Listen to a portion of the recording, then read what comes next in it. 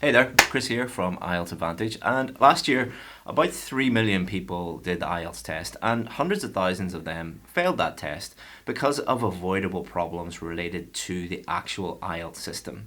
So these are four things that if I was the CEO of IDP or the British Council, these are four things that I would fix. And I'll also give some advice to students on how to deal with these four problems and make sure that you get the score that you need. So, number one is the inconsistency or the lack of quality of teaching. So, if I want to go to the hospital, I am pretty sure that that doctor has gone through all of the training needed to be a doctor and to treat me. Or if I have a legal problem, I know that the lawyer that I'm going to went to law school, has all of the certificates and the diplomas and the degrees that they need in order to solve my problem. But if an IELTS student wants to find an IELTS teacher, they have no idea about whether they are the best IELTS teacher in the world or whether they are absolutely terrible, and they're going to give them really, really bad advice that will lead to them actually failing the test. As a student, you are relying upon the teacher to tell you what to do. And it only takes a couple of Google searches to see that there are some great teachers out there and there are some terrible teachers out there. And how could we fix this problem?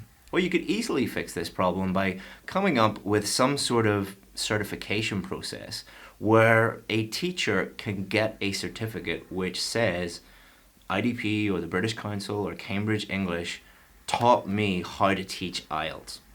And in order to get this certificate, you need to have, for example, you would probably need to have a CELTA already so you know how to teach. You would have to have a certain IELTS score so your English is good enough, and you would be able to show that you have probably taught general English for at least a couple of years before you are able to even do this certification. Now, that might seem like the bar is really, really high, but you're dealing with people's futures and with people's finances and with people's lives here. Getting the score that they need and not getting the score that they need can mean the difference between being stuck in a country they don't want to live in anymore and living in the country of their dreams and helping themselves and their family. So it is really, really serious. And I think it's time for everybody to take it as seriously as the students do. And I don't think that it should be like a 2-day course like you'll see some people running at the moment where teachers can go and they spend half the time daydreaming and falling asleep at their desk and listening to someone talk for, a couple of hours. It should be at least as rigorous as, let's say, the CELTA, or probably even more rigorous.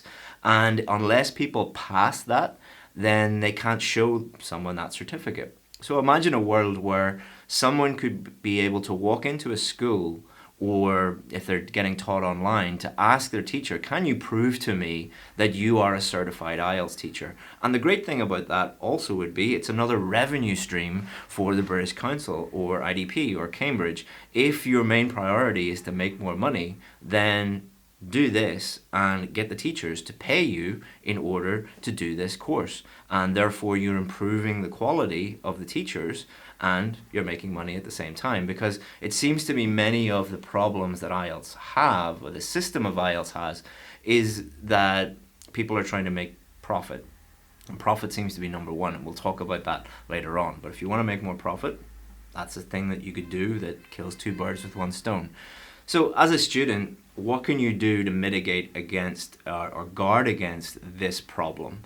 Well, don't go with a teacher who has just passed the IELTS test a month ago or 6 months ago and now thinks that they're an IELTS teacher. Don't go to a school that guarantees you a band 9 in 2 weeks. If they're making some unbelievable claims in their marketing, they're probably a scam school. Don't go for the cheapest possible teacher that you can find. If you buy the cheapest possible car that you can find, or buy the cheapest possible house that you can find, what's going to happen? You're going to get a terrible car or a terrible house. The cheapest is normally the worst.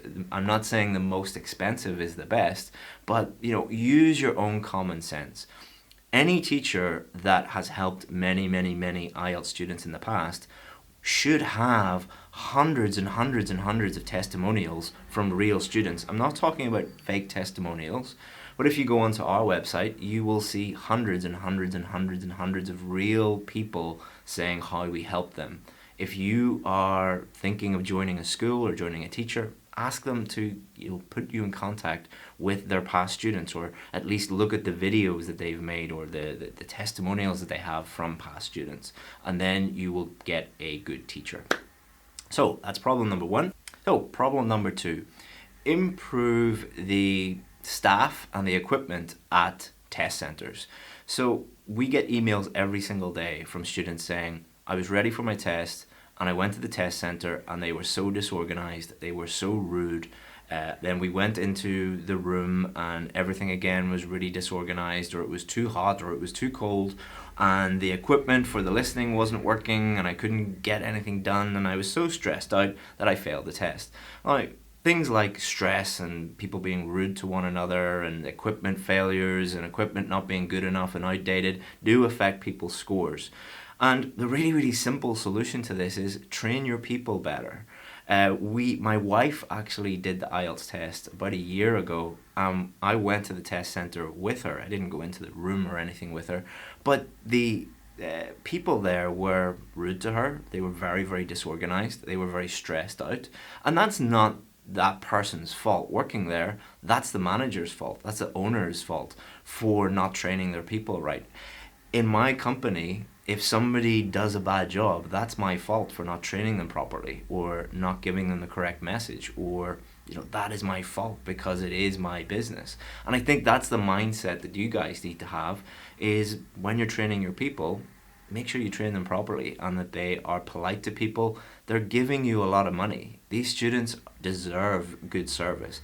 Again, when it comes to equipment failures and outdated equipment, spend some money on it. You're not going to make as much profit, but if you prioritize short-term profits over long-term profits and thinking, how are we going to actually look after people, then like any business, you're going to be in all sorts of problems, or you're going to have all sorts of problems. So if you're a student, how can you get over this? How can you guard against this? Number one, make sure that you know where your test center is, get there on time, know where the room is, and you're going to reduce a huge amount of stress there. Get there like an hour early and get into the room, and then you're not going to be there at the last minute and the staff are not going to react to you in a really stressed out way. So you're reducing the amount of stress that you have there. Even go there the week before and ask them questions like, where are the toilets? Can I bring water in? Can I bring food in? These things are going to have an effect on your score, and if you plan ahead, then you're going to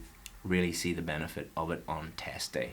And number two, if there's an equipment failure, or the headphones are not working, or the examiner is really rude to you or does something that they shouldn't be doing, complain on the day and demand your money back or a new test. A lot of people email us the day after they do the test and say, the headphones weren't working, or the examiner cut me short way before he or she was supposed to do it. And I said, well, what did you say to them at the time? It's like, I said nothing. If you don't complain, then they're not going to do anything. You've given them money, you deserve a good service. Complain on the day if that is the case. And also, if you have multiple test centers within your area or within your city, research them. Ask people what their experience was like. The test is going to be the same. The examiners have the same training, although we'll talk about that in point number 4. But some of them might be more modern than others, or the staff might be a bit better trained. So go with the one that you get the recommendation for. Number 3, and nearly every student will agree with this, you should be able to keep your good scores. So a problem that we see again and again and again, and one of the reasons why people hate the IELTS test, is a common scenario where your listening is great, your reading is great, your speaking is great, you've got those scores. Every time you do the test, you get the scores that you need, and you don't get the score that you need for writing. Why not allow people to keep their reading, listening, or speaking scores and just focus on the writing test, so that they are not put through the rigmarole of having to go through the listening test and the reading test and the speaking test and then go and do the writing test. Why not have a cheaper version where you just allow people to do the writing test and then they can bank those good scores that they already have? You're going to make less money, you're going to make less profit in the short term, but if you keep doing this, you're going to maybe be bankrupt in the future because people are going to gravitate towards other better tests that allow them to do that. There's no reason why, if somebody does a test this week and gets a band 9 in reading, listening and speaking, but a band 6 in writing, there's no reason why they can't bank those 3 scores and then just do the writing test next week and then get the score that they need. That's probably not going to happen because it's going to mess with your short-term profits. But again, any business that focuses on short-term versus long-term is going to be in trouble. So if you're a student, how can you overcome this problem? Well, what I would do is, if you have a problem with just one skill, so everything else is great except one thing, normally it's writing, totally focus on that one thing. Because we often have students who are getting 9 for reading, 9 for listening, 8 for speaking, but they're stuck at 6 or 6.5 for writing. Ignore the things that you're really, really good at. You don't need to work on those things. Focus on the thing that needs your attention and find out the exact reasons why you didn't get the score that you need. That is going to cost you a little bit of money because you're going to need to find a good teacher. They will have to look at your writing, give you feedback on your writing. It's going to cost you a little bit of money, but that will cost you way less than having to go and fail the test over and over and over and over again. Our data, we collect data from our VIP students. Most of them failed 3 times before they joined us. Most of them spent over $1,000 failing the test on all of those fees and teacher fees and travel expenses. So that's a huge amount of money. Spend a wee bit of money, a little bit of money, on finding out the exact reasons why you are getting that low score, and then take action to improve on those areas. Like, for example, if there was something wrong with your car, you would take it to an expert who's a mechanic. They would fix the one part that needs fixing, and then your car would be fine. Same with writing.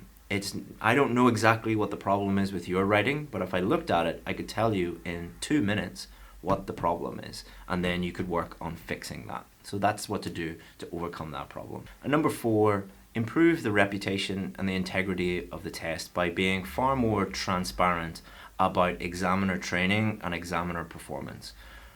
Just go on to any YouTube video about IELTS and read the comments. You'll see things over and over and over again that sound like, my examiner didn't know what he was doing, my examiner, she is biased, this examiner here always gives low scores. Now, I don't really agree with those people, but what I do agree with is IELTS does have a bad reputation, and I think you could combat that by revealing the amount of training that examiners go through. Look at the quality assurance that examiners go through. How often are they checked? How rigorous is the quality assurance on their work? A big thing would be to reveal the percentage of people who go for a remark who actually get higher scores. There is a huge perception among students that they are being failed on purpose so that they will have to go for a remark, and then a lot of them do go for a remark and then they get higher scores. Now, I don't agree with that. I don't think that IELTS are lowering scores on purpose or anything like that, because that would be fraud on a huge scale, and I don't think a company like the British Council or Cambridge English or IDP would actually do that. But you could stop all of this nonsense and all of this rumor and conjecture by just releasing some data and saying, this is the number of students who went for a remark, this is the number of students who got their scores increased, and then you could dispel all of these myths.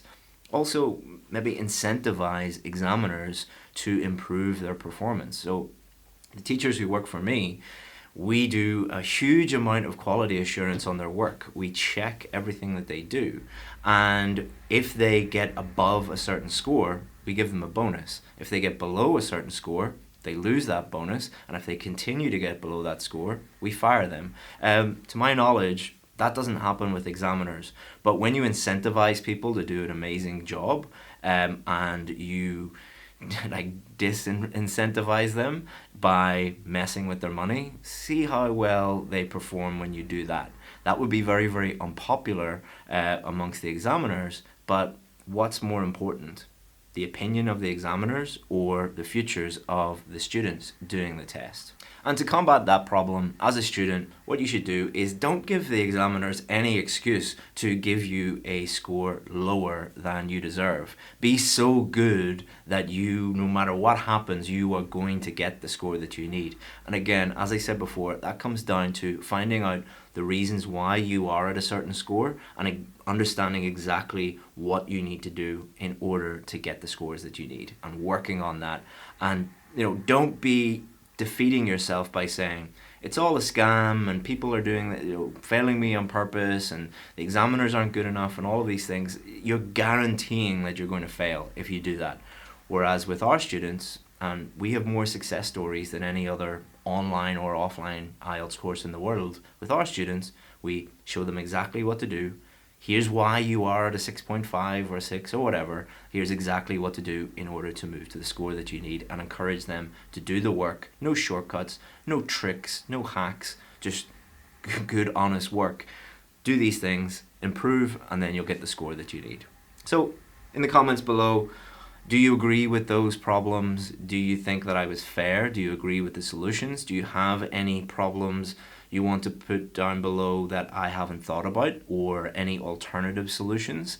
And it would be great to hear from you. And as a little reward for making it to the end of this video, click below or see in the description below. I'll give you my fundamentals course, which will help you understand exactly what to do on the test, absolutely free. Thanks very much, guys. Hope that you enjoyed this video. If you have, give it a thumbs up, or just let me know that you enjoyed it in the comments, and be sure to subscribe if you want to get notifications when we make new videos. Thank you very much, guys, and see you again soon.